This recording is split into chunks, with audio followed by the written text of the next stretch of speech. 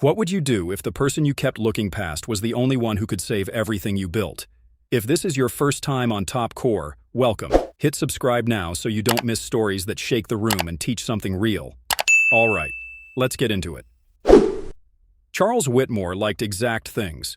Silver spoons aligned in a row, emails answered before sunrise, contracts stamped with his seal. He liked the glass house that sat above a quiet street in Dallas, because the glass let him watch the city without the city watching him. In that house, everything belonged to him. The view, the art, the list of names that hung in his head like marks of success. Kenya Brooks belonged to none of that.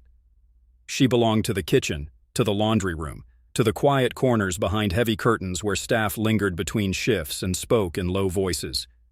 She wore plain clothes, hands used to washing and folding. She carried a small notebook with faded pages and a pen she kept behind her ear. Most days, she moved like a shadow who did her work and left. On paper, Kenya was just a new hire from an agency. In the staff room, they called her too quiet and too neat. A few of them said she had an air about her that didn't fit with the mop and bucket. That talk drifted up sometimes, but never into the rooms where important people sat. One Tuesday, Charles had invited investors from Tokyo, Berlin, and Lyon. He'd been clear that morning. Close this deal, and everything else is set. The house hummed with staff and bottles, with waiters arranging cutlery and a chef whispering about sauces. Kenya moved between rooms, pouring black coffee into small cups, clearing crumbs, smoothing napkins. She kept her head down. The meeting began inside a paneled room that swallowed sound. Men and women with expensive watches spoke in precise, polite lines that meant a lot and then less. Charles joked about markets and growth as if he could will them to climb. The investors smiled, their hands folded like bets. Kenya carried a small tray and reached to remove a spoon that had slipped from a saucer. Charles didn't look. He only heard the soft noise and then the sound he loved, his own voice telling someone else they'd better keep up. "Good help's hard to find these days," he said loud enough for the nearest table to hear. Laughter, the quick kind that lives in rooms where no one really listens, followed. Kenya set the spoon down. Her smile was small and even. She kept working. Only she did not miss what the others were saying. The man from Tokyo had leaned toward his translator and spoken in Japanese. The woman from Berlin tapped a line on a tablet and mouthed a word in German. The French delegate folded his fingers and said quietly that terms might change. Kenya understood every phrase. She had learned those languages the hard way, in rooms far different from this one. She scribbled words into the notebook she kept in her pocket. After the guests left and the plates were cleared, Kenya stayed a moment in the room with Charles's papers stacked on his desk. She passed by to straighten a folder and saw names with stamps and signatures that felt wrong. There were foreign entities listed as partners and clauses that moved property and rights in ways a normal contract shouldn't. A memory came to her then, sudden and sharp. A university lecture hall where she had once stood. A boardroom where she had worked as an analyst, and the day a piece of truth cost her everything. Back then, she had called out corruption at a company that sold fake deals as growth. She had written notes, translated calls, compiled evidence. Her reward had been a smear campaign. Doors closed. Friends stopped answering. She packed what she could and moved, and the world taught her to be smaller. Now she stood in the same silence, but it felt different. This wasn't just a paper mistake. These were signatures that had been switched, a clause tucked in legal Japanese that moved rights away from the owner. Kenya's thumb brushed the edge of a page and her chest tightened. She was not cleaning anymore, she was reading. She folded the paper slightly, marking where the Japanese clause began. Her heart beat faster. She thought of the nights she'd stayed awake in small rooms, trying to survive and not to lose herself.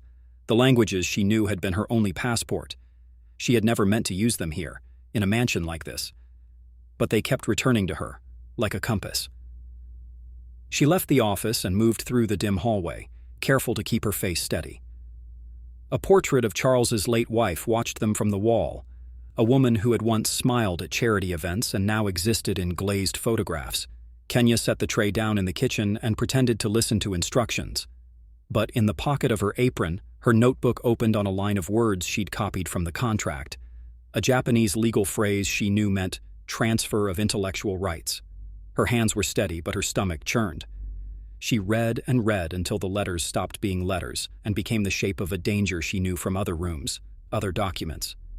Someone had tried to move ownership of a subtle piece of the company to an offshore partner. Her pen traced names she recognized, names that had shown up in the case that ruined her years ago. She did not tell anyone. Not yet. Not while the deal hung in the balance upstairs. What she decided was simple. If the papers were wrong, someone in that room would pay. But she also knew that the next step would cross a line where maids do not walk. She had kept herself invisible for survival. This time, survival might ask more. As night fell, the house dimmed to warm lamps and low voices. Charles left for a dinner with his closest partners, confident and smiling. Indonesia's markets would fold into his ledger, he thought. Outside, the streetlights blinked, and Kenya stood by the pantry cupboard and opened her notebook. She wrote the word that had stayed in her head all evening, the Japanese term for the transfer. And then a short note, foreign clause, check translations. Her pen trembled once. She folded the note and slid it into the sugar jar, where no one would look. Her work that night was not to soak or scrub. It was to prepare. Before she could leave the kitchen, a paper caught her eye on the sideboard. A small envelope stamped with the company's logo and the word confidential in English. It had not been there earlier. She reached out. Her fingertips brushed the paper. On the back, in tiny print, there was a mark she recognized from a past life, a consulting firm that had once tried to buy out threatened companies using legal tricks and blank contracts. A name she had seen in the files that cost her everything. Her mouth went dry. She realized, in a sudden, quiet way, that this house might be about to change everything. And then she read the first line. It was written in Japanese. What if silence could save a man's empire, or destroy it?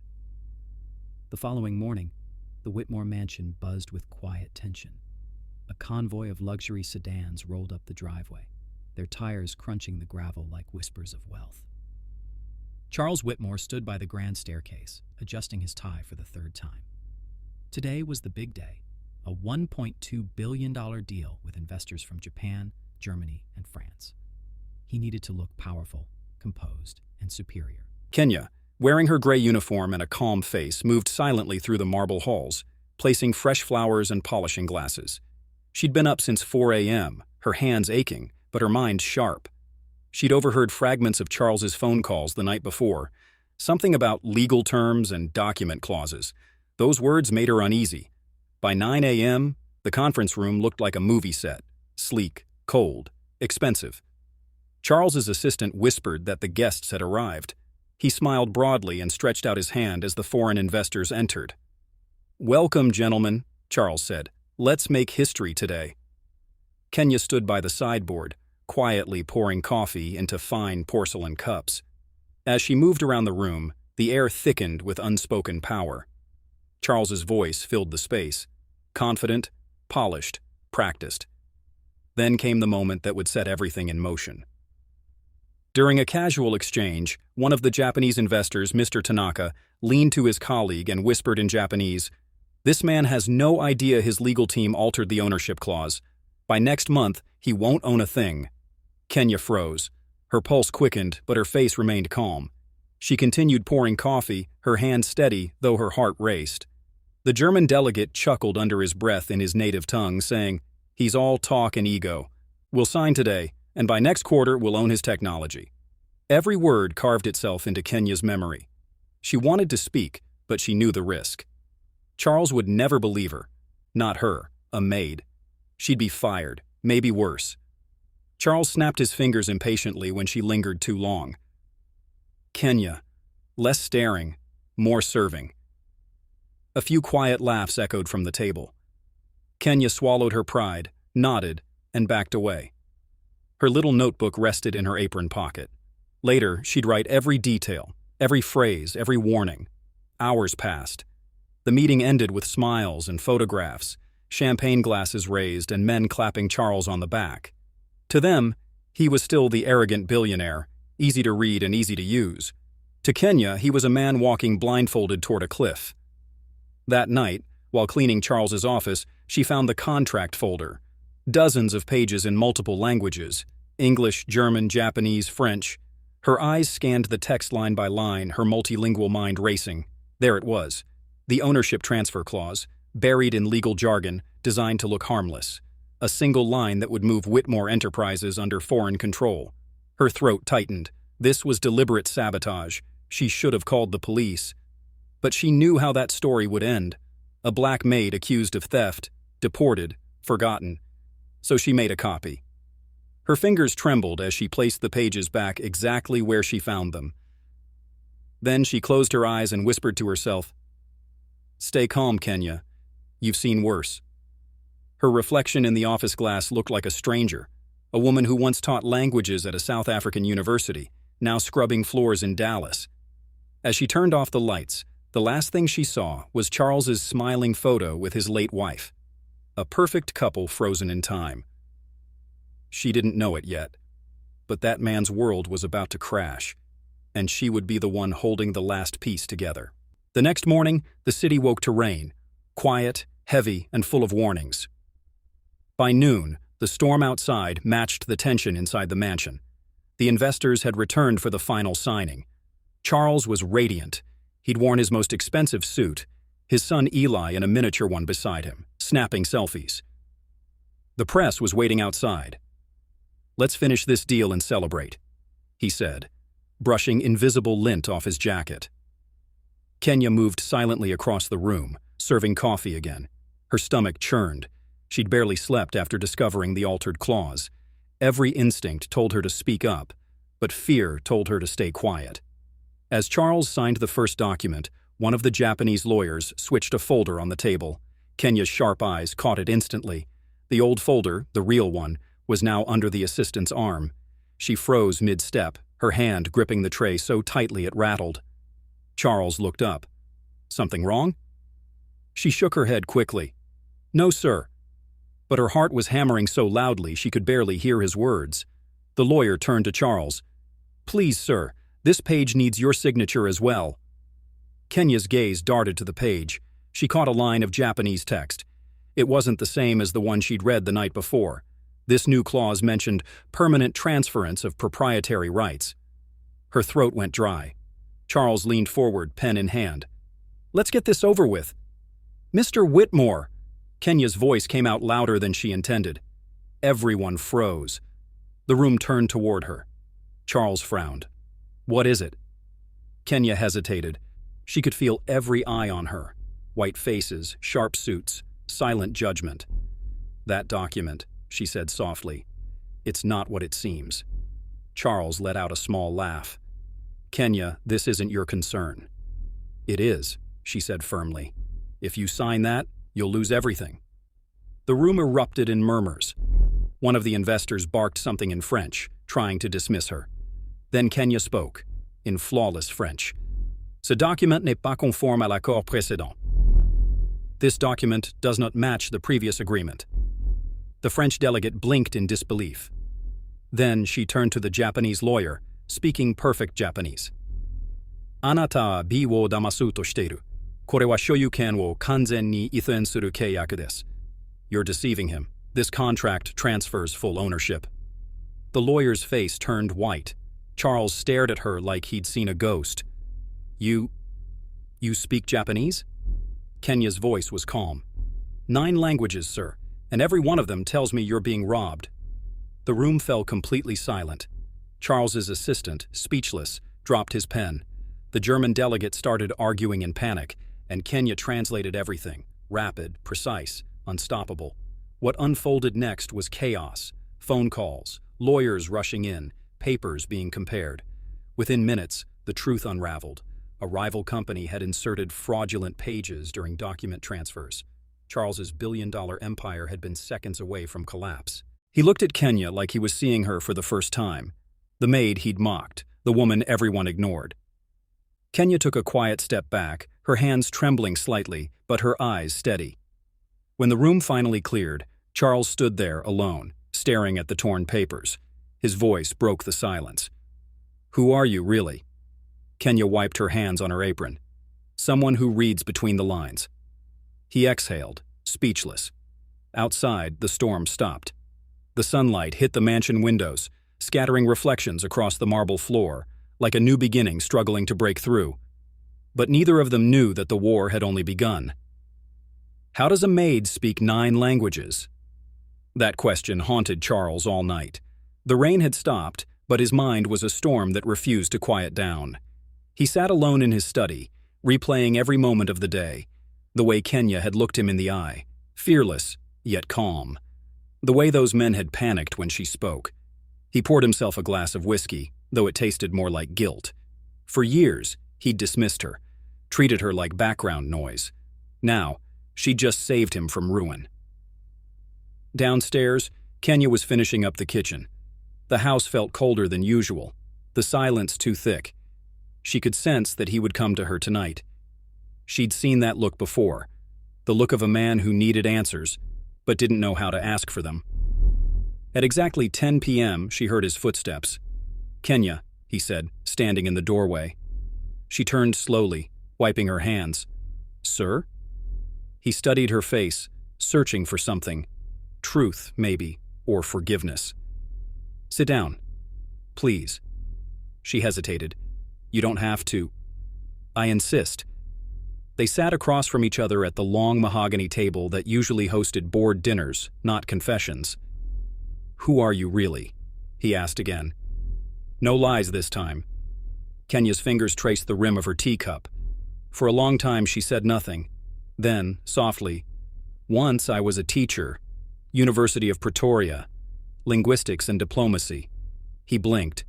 "You were a professor?" "Yes, until the war came. My husband, he was killed for exposing government corruption. I fled with my son." Her voice quivered, but she steadied it quickly. "I lost everything. My documents, my money, my identity. I came here because I thought America meant safety." Charles leaned back, stunned. "So you ended up cleaning houses?" Kenya smiled faintly. "When you're a refugee, survival doesn't care about degrees." Her words cut through him like a knife. For the first time he looked ashamed. He rubbed his temples. "I can't believe I treated me like dirt?" she finished for him. "Believe it, because you did."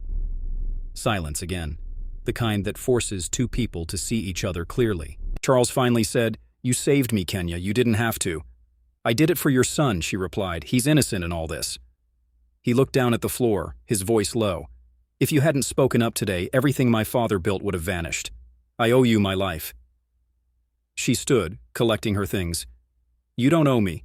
Just treat people better than you did yesterday." He watched her walk away, the sound of her steps echoing like judgment in that cold mansion. When she disappeared upstairs, Charles whispered to himself, "I've been living in a house full of gold and seeing only the dust." Outside, thunder rumbled faintly again, not from the sky this time, but from the consequences that were coming. Because somewhere across town, those foreign investors were furious, and they weren't done yet. The next morning, Charles walked into his corporate headquarters like a man heading into battle. His phone buzzed nonstop. Reporters, lawyers, and angry partners all demanding explanations. "Whitmore Enterprises has breached trust," one of the headlines read. "Foreign investors accuse CEO of sabotage." The tables had turned. The men who tried to rob him were now painting him as the villain. Inside the boardroom, the tension was electric. Dozens of shareholders sat waiting. His brother-in-law, Greg Turner, who also served as vice chairman, looked ready to explode. "Charles, what the hell happened?" Greg barked. "You just humiliated 3 global investors." "I exposed fraud," Charles replied firmly. Greg slammed the table. "You exposed chaos. They're pulling contracts left and right. Stocks are down 12% in a day. You need damage control." Charles leaned forward. "The woman who caught it, she's brilliant. She saved us." Greg scoffed. "The maid?" The word hung in the air like poison. "Yes, the maid," Charles said, his tone sharp. "Her name is Kenya, and without her, we'd be bankrupt." Laughter broke from one of the executives. "You expect the press to believe a cleaning lady outsmarted international lawyers?" Charles didn't flinch. "I expect them to believe the truth." The room erupted in murmurs. Greg shook his head. "You've lost it, Charles. First, you nearly sign away the company. Now you're defending a maid. This is madness. Charles stared him down. Madness is trusting people who see me as a paycheck, not a person. He stood, slammed the folder shut, and walked out. Back at the mansion, Kenya was in the garden, trimming roses. She didn't know yet that her name was being whispered in boardrooms and newsrooms all over Dallas. Eli ran toward her, holding a drawing. "Miss Kenya, look, I drew our house." She smiled, kneeling beside him. "It's beautiful, Eli. You're a good boy." He looked up at her with innocent eyes. "Daddy said you're a hero." She froze. "He said that?" Eli nodded. "He said you saved us, and that you're not just the maid anymore." A tear slipped down her cheek before she could stop it. She hugged the boy gently. Moments later, Charles appeared at the doorway, watching them. For once, his eyes softened, not with pride, but with humility. "Kenya," he said quietly, "may I speak with you?" She rose slowly, wiping her hands. "I just came from the board," he began.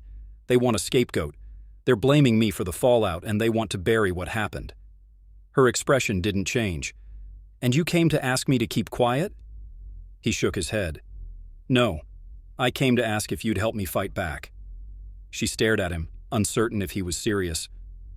"You're asking your maid to help you run a billion-dollar company?" He gave a small smile. "I'm asking the only person I trust." For a long moment, neither spoke. Then she said softly, "If we do this, we do it my way. No more arrogance. No more pretending the world is fair." He nodded slowly. "Deal." As they stood there, the last rays of the sun hit the mansion, casting long shadows across the lawn. But not all shadows are quiet, because in a nearby high-rise office, Mr. Tanaka and Greg Turner were meeting behind closed doors, plotting something darker, something that would test every ounce of faith, forgiveness, and strength that both Kenya and Charles had left. The morning air over Dallas smelled like rain and tension. Charles Whitmore stood outside his headquarters, straightening his tie, trying to ignore the flashing cameras and reporters shouting his name. "Mr. Whitmore, is it true your maid exposed corporate espionage? Are you still CEO, or has the board suspended you?"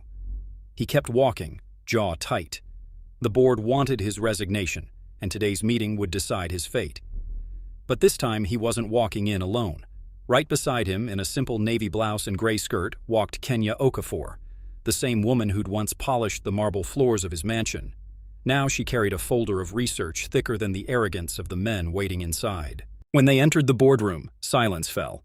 Every suit in that room stared at her like she didn't belong there. Greg Turner, leaning back with a smug grin, broke the silence first.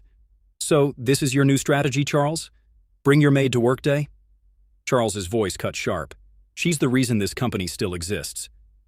Kenya stood tall, her gaze steady. "I'm not here to clean your messes. I'm here to show you the truth." She walked to the projector and opened her folder.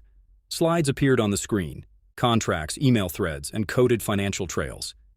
"These men," she said, pointing to the investor list, "weren't partners. They were siphoning money through shell companies tied to Greg Turner's private account." Gasps rippled across the room. Greg's face turned pale. "That's a lie," Greg snapped. Kenya didn't blink. "Then explain why $15 million was transferred from your Cayman account 2 days before the deal closed." The room went dead silent. Charles folded his arms, watching his brother-in-law sweat. "You tried to sell me out." Greg rose, shouting, "You can't prove anything?" Kenya's calm voice cut through him. "I just did." For a moment, it looked like the world had stopped. Then the chairman of the board turned to Charles. "Mr. Whitmore, it seems your maid just did more investigative work than our entire legal team." Kenya didn't smile. She wasn't there for applause. She was there for justice. But justice has a cost, and Charles knew it. After the meeting, Charles and Kenya stepped outside, reporters flooding the stairs. "Miss Okafor, how did you discover the fraud? Are you joining Whitmore Enterprises full-time?" Charles turned to her. "You don't have to answer them." Kenya looked up at him. "I've been silent long enough." Then she faced the cameras. "I'm just a woman who told the truth. Doesn't matter if you wear a suit or an apron. Wrong is wrong." The crowd erupted in applause. That night the story went viral. The internet called her the maid who outsmarted billionaires. But not everyone was cheering. Across the city, Greg sat in a dim bar with Mr. Tanaka, the man whose deal Kenya had ruined. "She humiliated us both," Tanaka said coldly. "We'll make her disappear." Greg leaned forward, eyes full of bitterness. "Make it look like an accident." Outside, thunder rolled again, the kind that doesn't come from the sky. Days later, the Whitmore mansion seemed almost peaceful again. Eli laughed as Kenya helped him color in a children's book at the kitchen table. Charles, still in his suit, watched from the doorway, smiling faintly. For once, there was warmth in the house. "Miss Kenya, look," Eli said, showing her a drawing of their family, him, his dad, and her. Kenya laughed softly, touched. "You made me part of your family?" "Daddy said you're our hero," Eli replied, grinning. Charles stepped in, pretending to scold him. "Hey, heroes don't get to skip dinner." For a brief second, they all laughed. But the laughter faded when the doorbell rang. A delivery man stood outside holding a sealed envelope. "For Mr. Whitmore." Charles signed for it, tore it open, and froze. Inside was a photo. Kenya sitting beside Eli in the park, circled in red marker. And beneath it, a note in block letters. "You should have let her stay in her place." His hands trembled. He rushed to the security office, pulled camera feeds, scanned the footage. A black SUV had been parked outside for hours. "Get security detail on Kenya and Eli immediately," he ordered his head of staff. "No one gets near them." Kenya could see the fear in his eyes when he returned. "What's wrong?" He handed her the note. Her face hardened. "They're watching us." "Not us," he said grimly. "You." That night, Kenya sat in her small guest room staring at the window. For the first time, she thought of leaving, but something deep inside told her. Running would only make her a target. Downstairs, Charles paced the floor. Guilt gnawed at him. He'd brought danger to her doorstep. At midnight, his phone buzzed. An anonymous message appeared. "Tomorrow your Maid secret goes public." He frowned. What secret? The next morning, the news hit the internet like wildfire. Whitmore CEO's Maid lied about her identity. Old photos from South Africa, newspaper clippings, immigration reports, a warrant with her name on it. "Accused of aiding whistleblowers who leaked government files," the headline said. The world flipped again. Within hours, reporters camped outside the mansion. Commentators called her a criminal. Social media turned cruel. Charles slammed his laptop shut. "They're framing her." Kenya stood behind him, pale but composed. "They're using my past." "Tell me it's not true," he said quietly. She looked him dead in the eyes. "I told the truth, and the truth cost me everything once before." He believed her, but belief wouldn't stop the storm. Suddenly, a crash echoed from outside, glass shattering. A rock had been thrown through the window, wrapped in a note. "Send her back!" Eli screamed. Charles grabbed him, pulling him close, fury flooding his voice. "Enough, I'm ending this." Kenya touched his arm gently. "No, Charles. That's what they want. They want you angry, reckless. If you fight this their way, they'll destroy you too." He looked at her. This woman the world had called a maid, now standing like a shield before his family. She said softly, "Let me handle them. I've faced worse monsters than these." He whispered, "They'll come for you." Her voice didn't tremble. "Then let them come."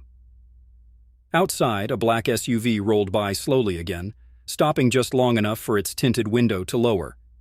The same man from the bar, Tanaka, stared out, smiling coldly. The war had begun.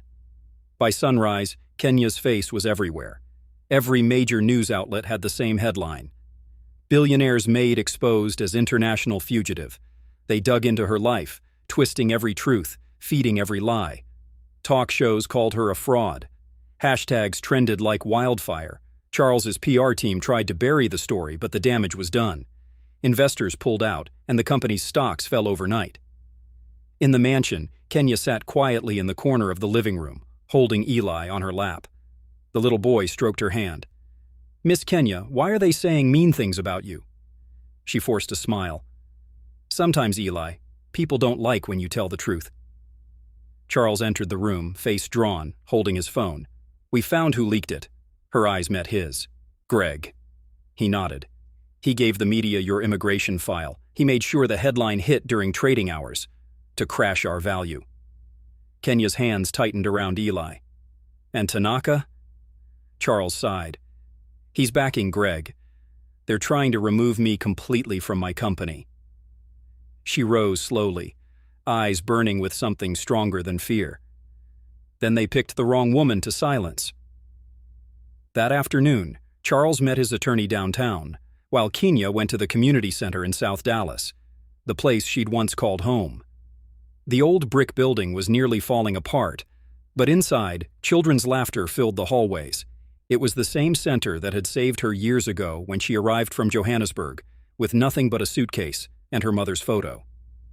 When she stepped inside, the director, Mrs. Bryant, a silver-haired woman with a cane, looked up and gasped. "Kenya? Lord, I thought you left for good." Kenya hugged her tight. "I never forgot you." Mrs. Bryant pulled back, studying her. "You're on the news, girl. They callin' you a criminal." Kenya's eyes glistened. "That's why I'm here. I need to tell the truth before they write my story for me." He believed her, but belief wouldn't stop the storm. Suddenly a crash echoed from outside, glass shattering.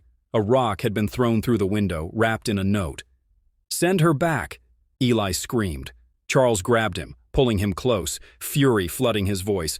"Enough, I'm ending this." Kenya touched his arm gently. "No, Charles. That's what they want. They want you angry, reckless. If you fight this their way, they'll destroy you too." He looked at her. This woman the world had called a maid, now standing like a shield before his family. She said softly, "Let me handle them. I've faced worse monsters than these." He whispered, "They'll come for you." Her voice didn't tremble. "Then let them come." Outside, a black SUV rolled by slowly again, stopping just long enough for its tinted window to lower. The same man from the bar, Tanaka, stared out, smiling coldly. The war had begun. By sunrise, Kenya's face was everywhere. Every major news outlet had the same headline. "Billionaire's Maid exposed as international fugitive." They dug into her life, twisting every truth, feeding every lie. Talk shows called her a fraud. Hashtags trended like wildfire. Charles's PR team tried to bury the story, but the damage was done. Investors pulled out, and the company's stocks fell overnight. In the mansion, Kenya sat quietly in the corner of the living room, holding Eli on her lap. The little boy stroked her hand. "Miss Kenya, why are they saying mean things about you?" She forced a smile. "Sometimes, Eli, people don't like when you tell the truth." Charles entered the room, face drawn, holding his phone. "We found who leaked it." Her eyes met his. "Greg," he nodded. "He gave the media your immigration file. He made sure the headline hit during trading hours, to crash our value." Kenya's hands tightened around Eli. "And Tanaka?" Charles sighed. "He's backing Greg. They're trying to remove me completely from my company." She rose slowly, eyes burning with something stronger than fear. Then they picked the wrong woman to silence. That afternoon, Charles met his attorney downtown, while Kenya went to the community center in South Dallas, the place she'd once called home. The old brick building was nearly falling apart, but inside, children's laughter filled the hallways. It was the same center that had saved her years ago when she arrived from Johannesburg, with nothing but a suitcase and her mother's photo. When she stepped inside, the director, Mrs. Bryant, a silver-haired woman with a cane, looked up and gasped. "Kenya? Lord, I thought you left for good." Kenya hugged her tight. "I never forgot you." Mrs. Bryant pulled back, studying her. "You're on the news, girl. They callin' you a criminal." Kenya's eyes glistened. "That's why I'm here. I need to tell the truth before they write my story for me." She walked into the small office, pulled out a flash drive from her pocket, and plugged it into an old desktop computer. "These are the files from South Africa they say I stole. But I didn't steal them. I protected them. They're evidence of government contracts that killed hundreds of miners for profit." Mrs. Bryant stared at the screen. "And now those same people want you quiet." Kenya nodded. "Yes, but if I release these to the U.S. authorities, they'll go down. And Greg and Tanaka are working with them." Mrs. Bryant placed a trembling hand on her shoulder. "You sure you ready for that storm?" Kenya looked her dead in the eyes. "The storm already came, ma'am. I'm just deciding whether to run or stand in it." As she left the center, a black SUV rolled up beside her. The tinted window lowered, and Greg's voice drifted out. "Get in." She froze. "Not a chance." He smiled coldly. "You don't have one." Before she could move, two men stepped out, forcing her into the car. Inside, Greg leaned back, his grin twisted. "You ruined everything, Kenya. You embarrassed me in front of the world." She spat back. "You ruined yourself." He leaned close, voice low. "Do you think Charles can save you now? You're a scandal, a liability. You'll go to prison, and I'll get my company back." She stared straight ahead, calm as ice. "You still think this is about money?" Greg frowned. "What else could it be?" Kenya whispered. "It's about truth, and truth doesn't fear men like you." He sneered. "We'll see." The car turned sharply into an abandoned warehouse lot, the kind where bad things happen quietly. Outside, thunder cracked again. Inside, Kenya was silent, until she saw a small security camera blinking red above the exit sign. She smiled faintly. "You really should have done your homework, Greg." Before he could react, she reached into her bag, pressed a small remote, and the camera feed went live, straight to Charles's phone. In his office, Charles's screen lit up with a notification. He opened it and froze as he saw Kenya surrounded by men. His blood ran cold. "Eli, stay with security!" He grabbed his coat and rushed out, rain pounding against the windshield as he sped through the city. Back in the warehouse, Greg raised his hand to strike her, but Kenya didn't flinch. "Hit me if you need to," she said. "The whole world's watching now." And then the sound of police sirens echoed outside. Greg turned toward the door, but it was too late. Charles burst through the warehouse door just as police lights flooded the building. "Kenya!" he shouted, scanning the room. She walked into the small office, pulled out a flash drive from her pocket, and plugged it into an old desktop computer. "These are the files from South Africa they say I stole. But I didn't steal them, I protected them. They're evidence of government contracts that killed hundreds of miners for profit." Mrs. Bryant stared at the screen. "And now those same people want you quiet." Kenya nodded.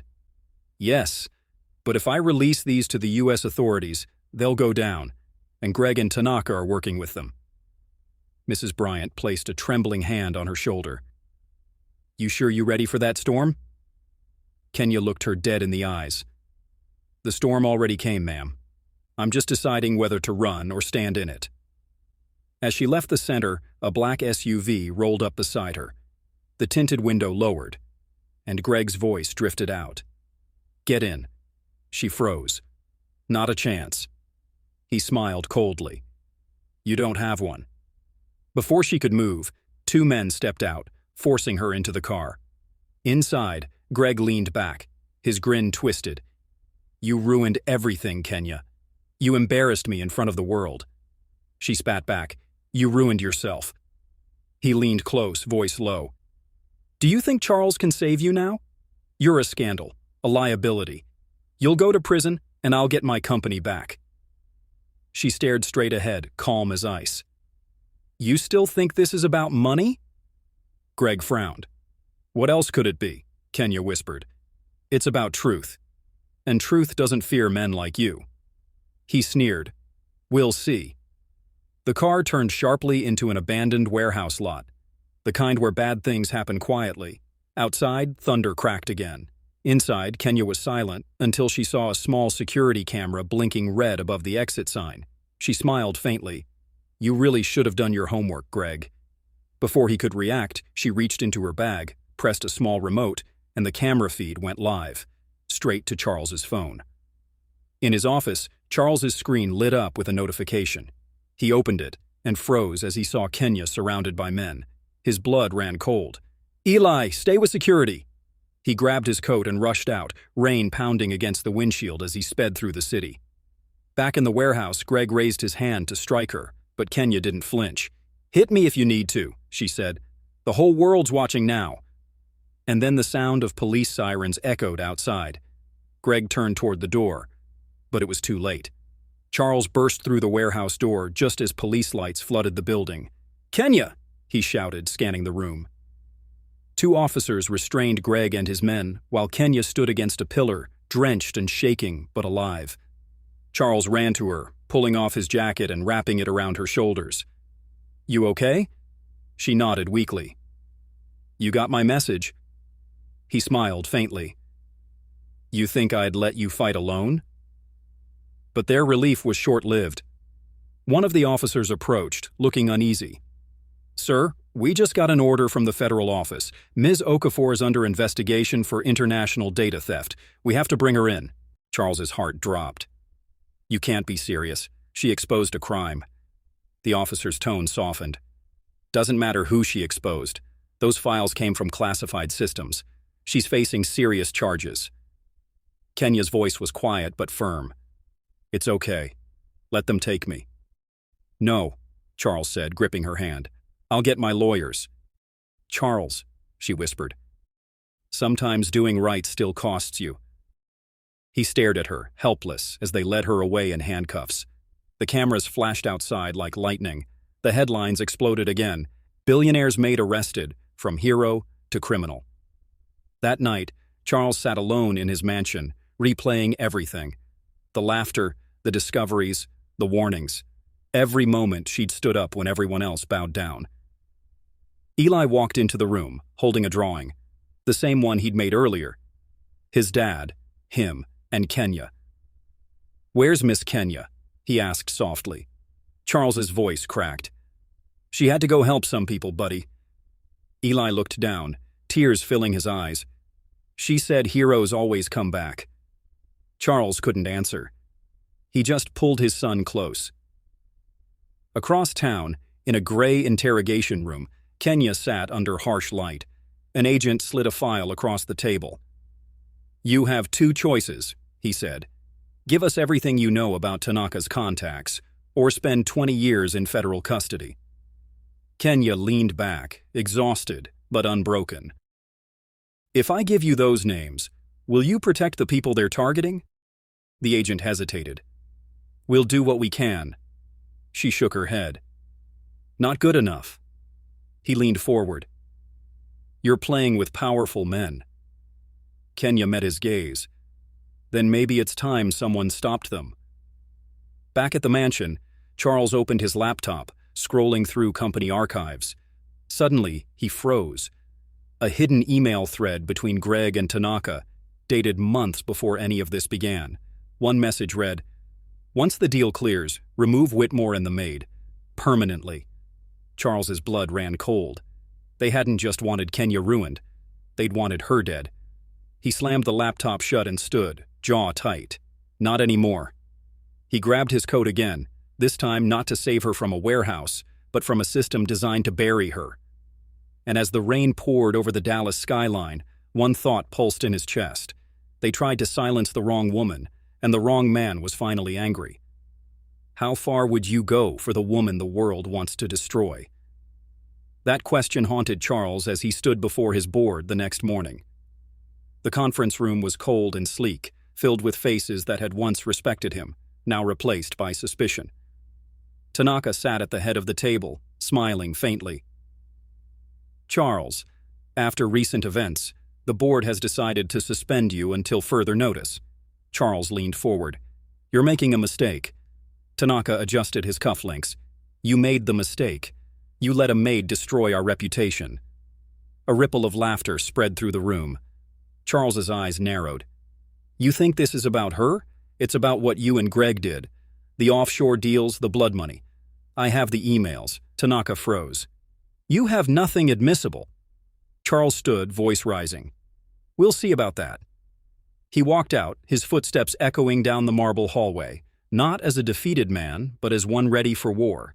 Outside, reporters swarmed him. "Mr. Whitmore, did you know your housekeeper was a criminal?"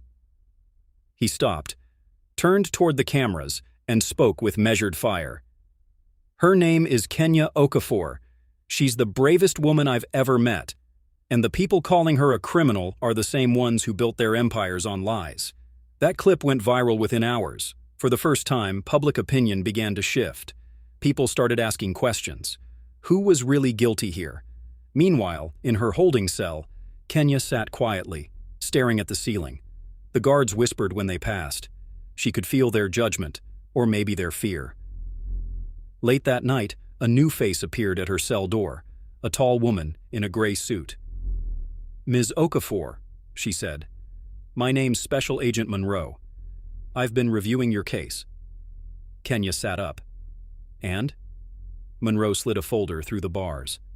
"These are transcripts from an encrypted email chain we intercepted.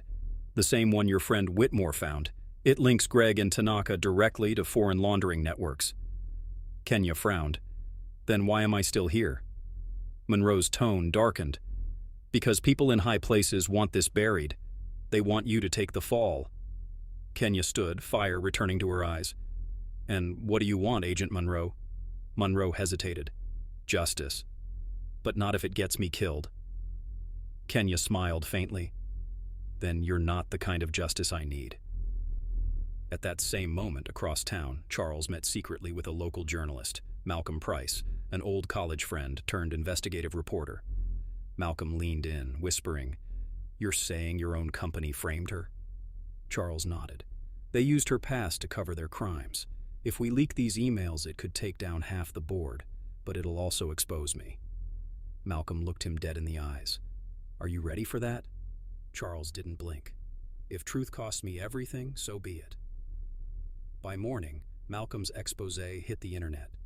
The billionaire, the maid, and the lie beneath it all. It detailed the entire scheme, from Greg's corruption to Tanaka's hidden accounts. The article spread like wildfire. Protesters gathered outside the courthouse demanding Kenya's release. Inside her cell, Kenya heard the chanting. For the first time in weeks, she smiled. Then, the cell door creaked open. "Ms. Okafor," a guard said softly, "you're being transferred." She frowned. "Transferred where?" He didn't answer. Two officers escorted her out. Not to a van, but to a black unmarked SUV. She froze. "This isn't procedure." One of the men smiled. "It's not supposed to be." Before she could scream, a syringe pressed into her neck. And everything went dark. Charles was in his living room when he got the call. "Mr. Whitmore," Agent Monroe said, voice tight. "Kenya never arrived at the federal facility. The van's GPS was disabled an hour after departure." He felt the air leave his lungs. "You lost her?" "We think she was taken," Monroe said. "There's no trace of the escort team." Charles dropped the phone and sank to his knees. The rain outside began again. Soft, relentless. Eli ran into the room, frightened. "Daddy? What's wrong?" Charles pulled him close. "We'll find her, son. I promise." He spent the next 48 hours combing through security footage using private investigators, bribing anyone who might know something. Then finally, a lead. An old highway camera outside Abilene caught the van turning toward an abandoned airstrip. He drove there himself, through the storm, headlights cutting through sheets of rain. The place was silent, just wind and rust. Inside the hangar, the van sat empty, blood on the seat, her bracelet on the floor. He picked it up, hands trembling. Then, from the shadows, a voice echoed, "You should have stayed quiet, Whitmore." Charles turned. Tanaka stood there with two armed men. Charles's voice was low. "Where is she?" Tanaka smirked. "Somewhere she can't embarrass us anymore." Charles's jaw clenched. "You kidnapped her?" Tanaka shrugged. "Let's call it damage control." Charles stepped closer. "You're finished." Tanaka laughed. "You're one man with a conscience. I have governments behind me." Charles's next move was pure instinct, a sudden punch that cracked across Tanaka's jaw. The guards lunged, but Charles grabbed a metal pipe from the floor and swung wildly. One man dropped, another fired a shot, grazing Charles's arm. He winced but kept moving, hitting until his body shook with rage. When the smoke cleared, Tanaka was on the ground, bleeding but alive. Charles stood over him. "You're not worth killing. I'll let the truth do it for me." He grabbed Tanaka's phone, unlocked it with his thumb, and started recording. "Say her name," he demanded. Tanaka coughed. "Kenya Okafor." "Say what you did." Tanaka hesitated, then whispered, "We took her, because she knew too much." Charles ended the recording and sent it straight to Malcolm. By morning, the video was everywhere. The internet exploded. Hashtags turned into movements. The Department of Justice had no choice but to intervene. But Charles didn't care about the headlines. He only cared about one thing: where she was. 3 days later, Monroe called again. "We found a signal ping, south of the border, a private clinic near Monterey." Charles didn't hesitate. "Send me the coordinates." As he drove through the night toward Texas's southern edge, Eli's words replayed in his mind. Heroes always come back. And deep inside, he prayed she would. The headlights pierced the darkness. The storm followed close behind. And somewhere out there, in a room she never chose, Kenya opened her eyes to a world that still wanted her gone. But she was still breathing. And the world was about to learn what happens when a woman refuses to die quietly. What happens when the truth survives the people trying to bury it? Kenya woke to the smell of antiseptic and the hum of distant machinery. Her wrists were strapped to a hospital bed, and the walls around her were plain white, too clean, too quiet. For a moment, she thought she was dead.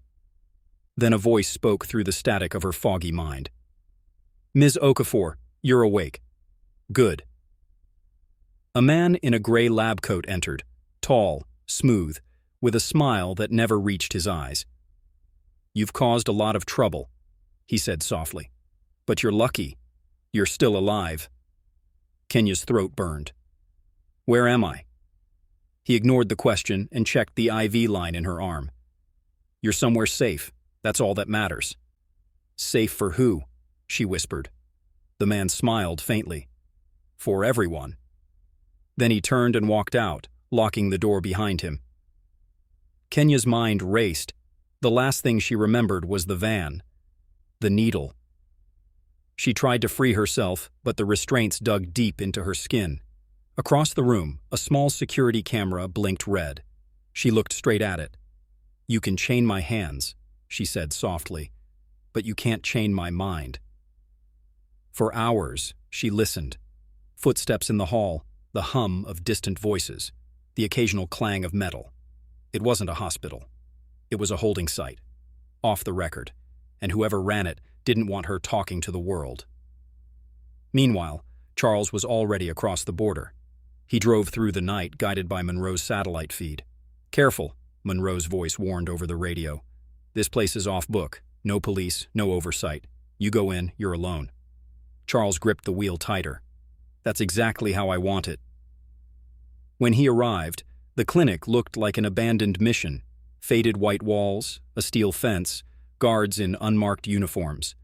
He parked a mile away and walked through the brush, his clothes soaked with rain. The sky rumbled, lightning flashing against the mountains as he crept closer. He could see her through a window, weak, pale, but alive. Then something broke inside him. All the anger, the guilt, the need to fix what he'd destroyed. It burned through his fear. He waited for the guards to circle the perimeter, then slipped through a side gate, breaking into a storage room filled with medical crates. Inside one of them, he found what he needed, a keycard. He moved fast, quiet, until he reached the door to her room. She looked up just as he entered, disbelief flooding her face. "Charles," he stepped forward, his voice trembling. "I told you I'd find you." She shook her head. "You shouldn't have come. I'm not leaving without you." He grabbed the straps and tore at them until they came loose. But before they could move, an alarm blared. A piercing red flash lighting the room. Kenya's pulse raced. "They know." "Run," he said. She hesitated for 1 second too long, and that's when the gray-coated man appeared again, holding a gun. "End of the road, Mr. Whitmore." Charles raised his hand slowly. "She's done nothing wrong." The man smirked. "That's what makes her dangerous."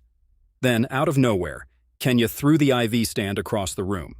It hit the gun, sending it spinning to the floor. Charles lunged, tackled the man, and the two struggled until a shot went off, grazing Kenya's shoulder. Charles turned, furious, and slammed the man into the wall until he dropped. The alarm kept blaring. "We have to go," Kenya cried. He pulled her close and ran through the hallways, ducking bullets, blood mixing with rain as they burst out into the storm. They reached the fence, and just as they climbed over, floodlights exploded above them. Dozens of guards closed in. Charles looked at her, breathless. No matter what happens, don't let them take you again. She stared at him, shaking. And leave you behind? He smiled through the rain. You've already saved me once. Let me return the favor. And before she could argue, he turned and ran straight toward the guards, drawing their attention, yelling for her to go. She screamed his name, but the night swallowed her voice. Shots rang out. The last thing she saw was Charles falling into the mud as the lights closed in. Kenya ran until her lungs burned. She didn't know where she was, only that she had to keep moving. Her shoulder throbbed, her heart pounding against her ribs. The rain washed away the blood, but not the pain. When she finally collapsed beneath an old bridge, she pressed her hands to the wound and looked up at the sky. God, she whispered, if this is the price for truth, make it worth it. Somewhere behind her, engines roared. She was being hunted. She crawled toward the shadows, hiding beneath an old truck. As she lay there, shivering, she remembered something Charles once told her. Words can open doors, bullets can't. So she did the only thing she knew. She used her voice.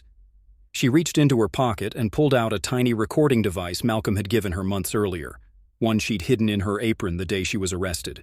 It was still there. She pressed record and began to speak, in French, then Mandarin, then Arabic, switching languages fluidly as tears rolled down her face. Each language carried a different message. The location, the people responsible, the evidence Charles had uncovered. She knew that by the time they decoded it, it would be too late to silence her. She left the recorder in a hollow pipe, wrapped in plastic, and marked the spot with a piece of cloth from her sleeve. Then she kept walking. Hours later, she reached a small village, collapsed at a roadside chapel, and was found by an old woman who took her in. The woman didn't speak English, but she understood pain. She tended Kenya's wound and gave her food, whispering prayers as she slept. When Kenya woke, she saw a small radio on the table, broadcasting news from the States. Tanaka had been arrested. Greg was under federal investigation. Charles was in critical condition. Her heart cracked. She looked at the woman and whispered, "He saved me." The woman nodded, touching her cheek gently. "Then you must live to save him." Kenya stared out the window as dawn broke, the light touching her face like a promise. And somewhere between the mountains and the morning, she made a vow. If Charles lived, she would speak his truth to the world. If he died, she'd make sure no one ever forgot his name. Her voice had started revolutions before, and it would again. But as she stepped outside into the golden sunrise, she didn't know someone was watching her, through binoculars from a nearby ridge. A man in a black suit lowered the lens, pulled out a phone, and said quietly, "Target located. Orders?" The voice on the other end replied coldly, "No loose ends."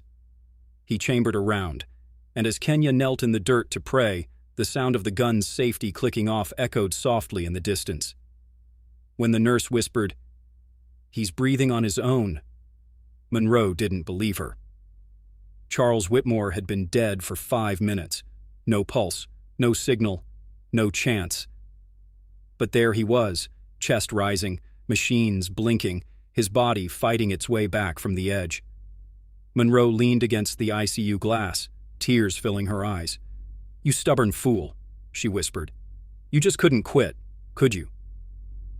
Outside the hospital, chaos brewed. The media swarmed like vultures. They'd caught the scent of scandal but didn't know the story. Not yet. Inside, Charles lay motionless, his mind flickering with images. Zara's laughter, Kenya's eyes, the look on Greg's face when the truth first cracked open. He was alive, but barely. And across the ocean, the woman he saved was still running for her life. Kenya reached the coast that night, her clothes torn, her hands blistered. A small fishing village came into view, glowing under the moon like a forgotten promise. She approached the dock and spotted a man mending nets, his face weathered by salt and years. "Please," she whispered, "I need to cross. To anywhere." He looked up, studying her. "You running from something?" She nodded, and toward something bigger. He hesitated, then motioned to the boat. "Get in. I don't want to know more." As the boat drifted from shore, Kenya wrapped herself in an old blanket. Her body ached, but her mind was alive, calculating, remembering every coded file Charles had sent her before the mission. That drive, the one he'd said would change everything, it was still in her pocket. She pulled it out, water-stained but intact, and whispered, "You didn't die for nothing." By morning, they reached open sea. The old man pointed toward the horizon. "Next stop, Lisbon." Kenya thanked him, but before she could speak again, he held up a hand. "You're brave," he said, "but be careful who you trust. People who chase truth often find bullets instead." She smiled weakly. "You sound like someone who's lost a lot." He looked away. "I have." As the boat rocked gently, Kenya closed her eyes, whispering prayers in Yoruba and French. She asked for one thing: strength. Not revenge, not fame. Just strength to finish what Charles started. Back in Washington, the media storm was growing. "Whitmore Tech CEO missing," one headline read. Another screamed, "Government whistleblower linked to scandal." Greg stood before the boardroom window, his reflection hard and cold. "I told them to contain this," he muttered. Tanaka, in handcuffs and an orange jumpsuit, was all over the news, testifying, naming names, and every name led back to Greg. He turned to his assistant. "Get the cleanup team. If Kenya Okafor surfaces again, she doesn't leave breathing." The assistant nodded and left quietly. Greg stared at the skyline.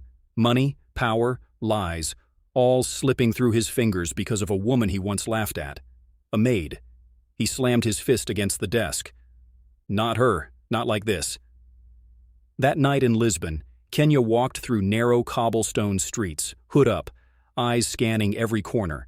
She found an old internet cafe and slipped into a booth. She plugged in the drive. The screen flickered, then loaded files labeled Project Anvil, Classified. Her heart stopped. Hundreds of bank transfers, secret agreements, bribes, everything Charles risked his life to expose. And all of it connected to Greg's offshore accounts, and a shell company that owned the same orphanage where Kenya's mother once worked before she disappeared. Tears filled her eyes. "You didn't just steal money," she whispered. "You stole lives." She copied the files to a secure server and hit send. Somewhere in America, Monroe's phone buzzed. A single message appeared. "It's me. I'm alive. And I have everything." K.O. Monroe's eyes widened. "Dear God." She grabbed her jacket, whispering to herself, "Hang in there, girl. We're not done yet." But Kenya wasn't safe. Two men in dark coats entered the cafe minutes later, flashing badges that weren't real. The owner pointed toward the booth. She was there. By the time they reached it, the computer was empty, chairs spinning slowly. Kenya had slipped out the back. Down the alley, she could hear them shouting. She ducked into a laundry truck and held her breath. Her phone vibrated. A text from an unknown number. "Run, they're watching from the docks." Her heart pounded. Who sent that? She peeked through a small hole in the truck's side and froze. Across the street stood the same man from the clinic. Gray coat, calm smile. He looked right at her and raised a single finger to his lips. Rain poured across Lisbon as the laundry truck rumbled down a narrow road. Kenya pressed against the floor, trembling, clutching the flash drive like a lifeline. The text kept replaying in her mind. "Run, they're watching from the docks." Whoever sent it knew exactly where she was. When the truck stopped, she slipped out, sprinting through puddles until she reached a crowded market. Voices, colors, chaos. It was the perfect cover. But she wasn't running blind anymore. She had a plan. She needed to find someone who could leak the files without getting traced. And there was only one person she trusted enough: Monroe. Kenya borrowed a stranger's phone and called her. It rang twice. "Hello?" Kenya's voice shook. "It's me." There was silence. Then Monroe whispered, "Lord, I thought you were dead." "I need your help," Kenya said. "Greg's people are everywhere." Monroe's tone shifted from relief to steel. "You still got the drive?" "Yes." "Then listen carefully. There's an embassy contact in Lisbon, Agent Blake. I'll text you a passphrase. You find him, you live. You hesitate, you die." Kenya nodded, whispering, "Thank you." "Don't thank me yet," Monroe said. "We're still in the fire." As Kenya made her way through the crowd, she noticed a man following her reflection in the glass. She turned a corner. Fast. He followed. Her heart thudded. She ducked into a clothing shop, pulled a scarf over her head, and slipped out the back door. When she looked again, the man was gone. Or so she thought. Back at the hospital, Charles opened his eyes for the first time in weeks. The nurse gasped and ran for the doctor. "Where is she?" Charles croaked. The doctor frowned. "You need rest." He grabbed the man's coat weakly. "Kenya, is she alive?" The doctor hesitated, then nodded. "We believe so. There have been encrypted messages. Someone's helping her." Charles smiled faintly, then winced. Then there's still hope. In Lisbon, Kenya found the embassy entrance, hidden behind a bookstore. She walked inside, approached the counter, and said quietly, "I'm here for the translation project." The woman behind the desk glanced up, then pressed a button under the table. Moments later, a tall man in a suit appeared. "Ms. Okafor," he said, "come with me." He led her into a small office. "Agent Blake," he introduced himself. "You've made quite an impression." Kenya placed the flash drive on the table. "This has enough proof to bring them all down, but they'll kill me before I get that chance." Blake studied her. "You have any idea how many people have died trying to do what you're doing?" Her eyes met his. "Then I guess it's time someone lived through it." He smiled faintly. "You've got fight. I like that." He took the drive and slipped it into a secure case. "We'll handle this carefully. You're safe now." But as he turned to leave, his phone buzzed. He froze. Kenya watched his face change, the calm replaced by unease. He looked at her slowly. "How long have you been here?" 5 minutes. "Why?" He didn't answer. Instead, he walked to the blinds and peeked outside. Kenya followed his gaze and felt her stomach drop. Through the rain-soaked window, she saw 4 black SUVs pulling up outside the bookstore. Blake turned to her, voice low. "They found you." And before she could speak, the glass shattered. It was almost midnight when the phone rang in the quiet of Robert's mansion. He was sitting alone in his office, staring at the financial reports. A $1 million empire he once bragged about was now barely staying afloat. His lawyer had called earlier, warning him that his company was on the verge of collapse. But the call that night wasn't from the bank. It was from her. "Mr. Bennett, it's me," said Aisha's trembling voice. For a moment, Robert froze. He hadn't heard that voice since she'd walked out weeks ago, after he accused her of betrayal. "Aisha?" he said softly. "Where are you?" "Somewhere safe," she whispered. "But I need to tell you something. Someone in your company is trying to destroy you, and it's not who you think." Robert's heart pounded. "Who is it?" There was silence, the kind that eats away at your patience. Then she finally said, "You need to check your private files, the ones only your partner has access to." He looked at the documents on his desk. His partner, Raymond Cole, had been with him for 15 years. A brother, not just a colleague. But lately, something had been off. Strange emails, hidden withdrawals, missing contracts. Robert whispered, "Why are you helping me, Aisha?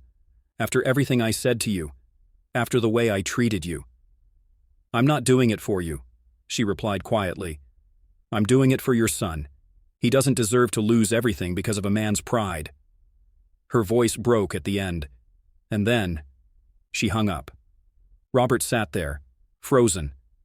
That night, for the first time in years, the mighty billionaire felt small. The very woman he mocked was the one keeping him from falling apart. He didn't sleep. He went through hours of files, passwords, and security logs. Around 3 a.m., his hand stopped over a hidden folder labeled Private Equity Transfer, Cole. His stomach tightened. Inside were documents showing that Raymond had been selling shares of the company under Robert's name to offshore accounts. Every transaction looked clean, but the digital signatures were fake. Robert's pulse raced. He called his lawyer immediately. "Freeze all accounts now and call the board." By morning, the news had broken.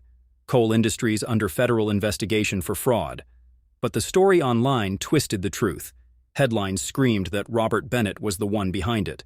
Within hours, he became America's most hated billionaire. He tried calling Aisha again, but her number was disconnected. As the sun rose over Dallas, Robert stood in front of his mansion's massive window, looking at the world he'd built, and realizing how fragile it all was. The empire was crumbling, his reputation ruined, and the only person who could clear his name had disappeared. He whispered, "Where are you, Aisha?" And somewhere in a small motel on the edge of town, Aisha packed her bags and stared at her cracked phone screen. A single unread message blinked from a private number. "They know you helped him. Leave town now." She grabbed her bag, wrapped her scarf tighter, and stepped into the cold night, knowing she had just made herself a target. Silence, dread, and destiny approaching.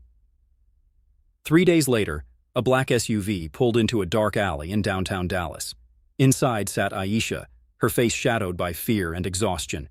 She'd been running non-stop, sleeping in bus stations, eating from vending machines, always checking her back. But she knew she couldn't run forever. She had evidence, proof that Raymond Cole forged the transactions. And if she could get it to the right hands, Robert would be cleared. The problem was, the same people who hired Raymond were now after her. She reached for the small flash drive hidden inside her shoe. It contained everything: fake documents, coded messages, voice memos, everything that could destroy Raymond and save Robert's empire. She whispered to herself, "You can do this, Aisha. You didn't survive worse just to give up now." Suddenly, a car screeched behind her. 2 men in suits stepped out. Her body froze. One of them, tall, heavy-built, with a scar down his cheek, called out, "Ms. Yusuf, you've got something that doesn't belong to you." She turned slowly, her hand gripping the flash drive. "It belongs to Justice," she said coldly. They smirked. "That's cute, but Justice won't stop a bullet." Before they could move closer, headlights blazed from the other end of the alley. Another SUV appeared, sleek, black, bulletproof. The door swung open, and Robert stepped out, wearing a black coat, eyes blazing with fury and fear. "Let her go," he said. The men exchanged glances. "This isn't your fight, Bennett." Robert stepped closer. "It is now." One of the men reached for his gun, but before he could draw, Robert tackled him. The gun slid across the wet pavement, and chaos erupted. Aisha ducked behind a dumpster, trembling, clutching the flash drive like her life depended on it. Because it did. She saw Robert fighting like a man possessed, the billionaire who once laughed at her now bleeding for her. The sound of fists, shouts, and broken glass echoed through the alley. Then, bang! A gunshot shattered the night. Aisha screamed. Robert staggered, a red stain spreading across his sleeve. But he didn't fall. He turned, grabbed the gun from the ground, and aimed it straight at the man with the scar. "Walk away," he growled, "or I swear you'll never walk again." The man hesitated, his arrogance fading when he saw Robert's face. Not the polished CEO anymore, but a father, a fighter, and a man finally standing for what's right. They backed away, retreating into their car, tires screeching as they vanished into the dark. Aisha rushed to Robert. "You're bleeding." "I'm fine," he said through gritted teeth. "We have to move, now." They climbed into his SUV. Rain poured harder, thunder rumbling in the distance. Inside the car, their eyes met for the first time since the betrayal. And in that silence, both knew nothing between them would ever be the same. Aisha handed him the flash drive. "This is the truth," she said. "Everything you need to clear your name." Robert stared at it, then at her. "You risked your life for this?" "I risked it for your son," she replied. "He deserves a father who's more than his money." The car rolled forward into the storm, windshield wipers slashing back and forth. Neither spoke for a while, the air thick with everything unsaid. Guilt, forgiveness, gratitude, pain. Finally, Robert whispered, "Aisha, I don't deserve your forgiveness." She looked out the window, voice quiet but strong. "Forgiveness isn't something you earn, Robert. It's something you give before it's too late." Thunder cracked. The storm raged on. But inside that car, a quiet transformation had begun, one neither of them could yet name. And behind them, in the rearview mirror, a shadowed car began to follow. The storm isn't over. The rain beat hard against the windshield as Robert's SUV sped down the empty highway. The city lights behind them blurred into a ghostly glow. Inside the car, silence filled the air, except for the hum of the engine and the faint whimper of Robert's bleeding arm. Aisha sat beside him, staring out the window, clutching her scarf tight. Every flash of lightning revealed the fear written across her face. "You should have gone to the police," Robert muttered. "And say what?" she shot back.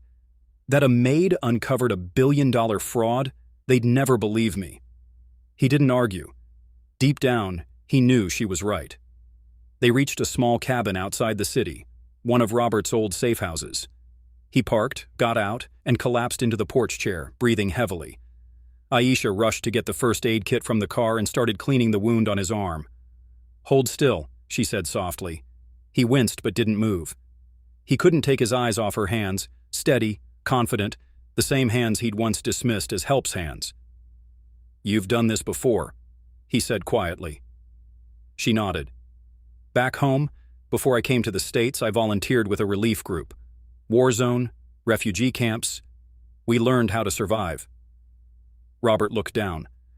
"And I thought you were just a maid." Her eyes met his, sharp and calm. "That's what people like you see when you don't look deep enough." He wanted to respond, but guilt strangled his words. For the first time, he realized that his arrogance wasn't strength. It was blindness. Hours later, Aisha pulled out her old phone, connecting it to a laptop she found in the cabin. "I need to send this drive to a journalist I trust," she said. "Someone independent, not tied to the corporate media." Robert hesitated. "You trust them that much?" She nodded. "He helped expose child trafficking in Europe years ago. He's good." Lightning flashed again, and that's when Robert noticed movement outside the window, a flicker of shadow by the tree line. He stood quickly. "Someone's here." Before Aisha could react, the door burst open. Two masked men stormed in, guns drawn. One grabbed Aisha, the other aimed at Robert. "Give us the drive," the taller one barked. Aisha's eyes darted toward the laptop. "You're too late," she lied, voice shaking. "It's already sent." The man hit her across the face. "Don't lie to me!" Robert lunged at him, but the second man kicked him hard, sending him crashing into the table. The taller man raised his gun, but before he could pull the trigger, police sirens wailed in the distance. The men froze. Then one shouted, "Move!" and they ran out the back door into the storm. Aisha dropped to her knees, shaking. Robert staggered up, clutching his side. "Who called the cops?" she whispered. Robert looked confused. "Not me." Seconds later, the door swung open, and in walked Raymond Cole, soaked from the rain, flanked by two private security men. "Robert," he said coolly, "you're under arrest for fraud, embezzlement, and conspiracy." Robert's jaw tightened. "You set me up." Raymond smirked. "No, old friend, you set yourself up when you trusted the wrong people." He turned to Aisha. "And you should have stayed in your place." She glared at him through blood on her lip. "My place isn't beneath men like you." Raymond raised an eyebrow, amused. "You think you're a hero? You're just another disposable name in the story of powerful men." Robert lunged toward him, but the guards pinned him down. "You'll never get away with this," Robert shouted. Raymond smiled faintly. "I already have." He turned to leave, signaling the guards to hold Robert in place. The storm outside roared louder, thunder cracking as Aisha stared at the man who had stolen everything. But then, just as Raymond reached the door, Aisha said quietly, "You forgot something." He turned, and she whispered, "The journalist already has the files." For the first time, Raymond's face faltered. Outside, lightning lit the sky, and for a brief moment, it looked as if heaven itself had paused, waiting to see who would fall next. The truth is out, but the war has just begun. By the next morning, every major news network in America was buzzing with one headline. Exposed. Billion-dollar corporate fraud linked to Raymond Cole. Source reveals hidden trail of shell companies. Robert and Aisha watched the live coverage from a safe location, an old motel near the Texas border. The journalist had delivered the evidence overnight. The flash drive had worked. Robert was cleared, Raymond was arrested. But the victory didn't feel like one. Aisha sat quietly on the bed, her hands trembling slightly. "It's over," she said softly. Robert looked at her, really looked, and realized she wasn't celebrating. She was exhausted, worn down from years of surviving a world that never believed in her. He moved closer. "You saved me. You saved my son.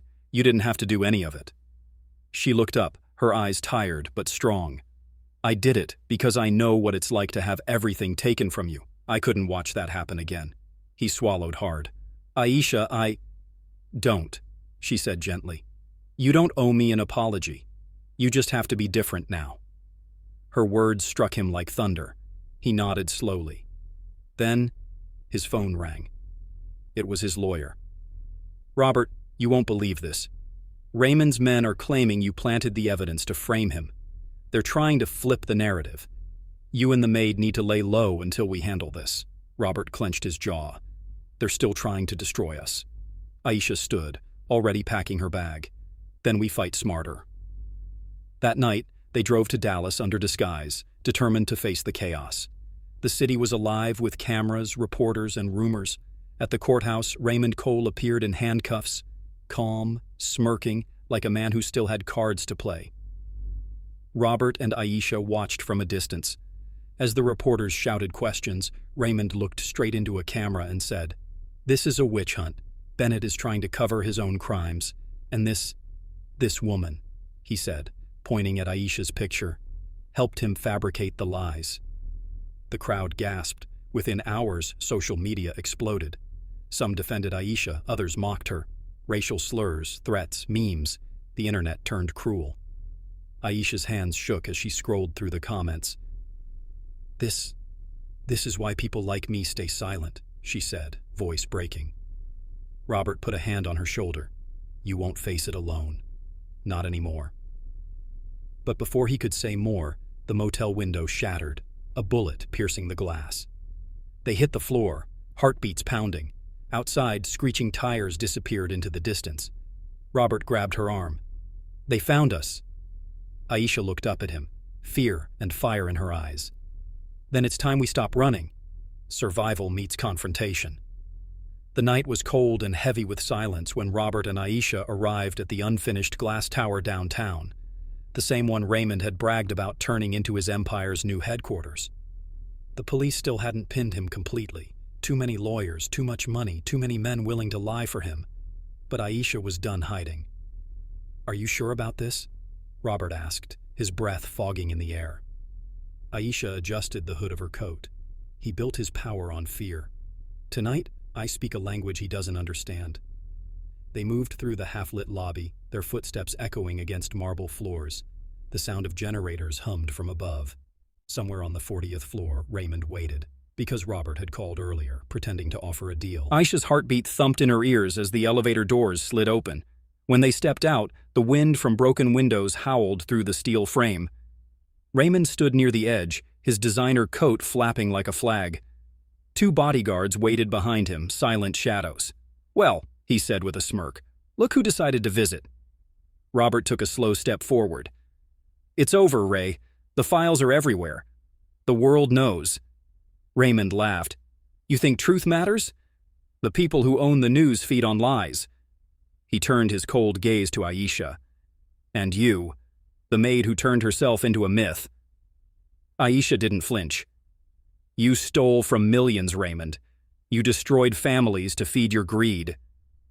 He circled her like a predator. "And you think you're any different? You cleaned my floors, served my meals, learned my secrets. Maybe you always planned this. Maybe I just learned to survive men like you." Her tone didn't rise, but something in it made his guards tense.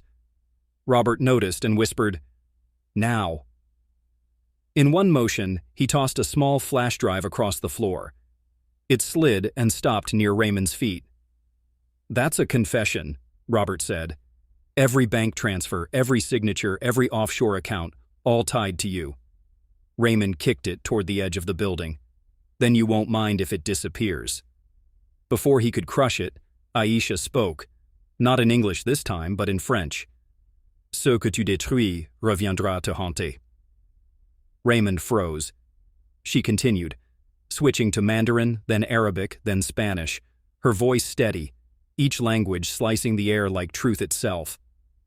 Robert watched in awe as her words echoed through the skeletal structure of the tower. She wasn't just speaking languages. She was commanding them, invoking every lesson, every struggle that had once been used to belittle her. Raymond took a step back, unnerved. "What are you saying?" Aisha finally switched back to English. "I said the world understands now, in every language you tried to silence." At that exact moment, red and blue lights flashed outside the windows. Dozens of police cars surrounded the tower. Raymond's face twisted in panic. "No! Impossible!" Robert smirked. "You wanted the media? They're all downstairs, live streaming this." The guards hesitated. Raymond pulled a gun, pointing it at Aisha. "You think you win because of words? You'll walk away with nothing."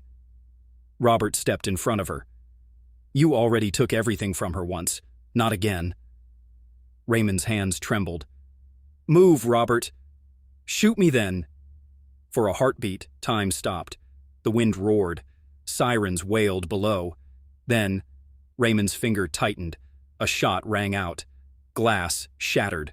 Raymond stumbled, eyes wide, dropping the gun. The bullet had ricocheted off a steel beam and hit him instead. He fell backward, crashing through the glass barrier. Aisha gasped as Robert grabbed her hand and pulled her back from the edge. Below, Raymond's body lay still among shards of his own empire. The police stormed the floor seconds later. The chaos blurred into flashing lights, questions, paperwork. But Aisha stood apart, silent, staring at the skyline turning orange with dawn. Robert approached her quietly. "It's finally over." She shook her head. "No, it's finally beginning." He frowned. "What do you mean?" She turned to him, calm now, almost peaceful. "I used to believe survival was enough. But people like me, immigrants, maids, the forgotten, we deserve more than survival. We deserve respect." He nodded slowly, understanding. "Then let's build something new." Weeks passed. The scandal consumed headlines, but out of the wreckage came something unexpected. A foundation. Robert resigned from his company and transferred half his fortune into an education trust in Aisha's name. It was called the Ninth Language Initiative. Its mission, to give underprivileged children access to language learning, technology, and leadership programs across America. At the launch event, reporters swarmed, but Aisha stood on stage, wearing a simple white dress, her hands trembling only slightly as she spoke. "I was once invisible," she said softly into the microphone. "People laughed at the way I spoke, the way I looked, the way I dreamed. But languages taught me one thing. Humanity sounds the same in every tongue." The crowd fell silent. Then, from the front row, Robert stood and began to clap. The audience joined in, waves of applause rising like thunder. Cameras flashed. Tears filled her eyes. And for the first time in her life, Aisha felt seen. Not as someone's maid, not as someone's burden, but as a woman who changed the meaning of power. As the applause grew louder, she whispered under her breath, almost to herself, "He laughed at me once, but now, the world is listening." If this story touched your heart, don't scroll away just yet. Hit that subscribe button and join the Top Core family, where every story reminds the world that kindness speaks louder than privilege. Drop A in the comments if you believe respect should never depend on color or class.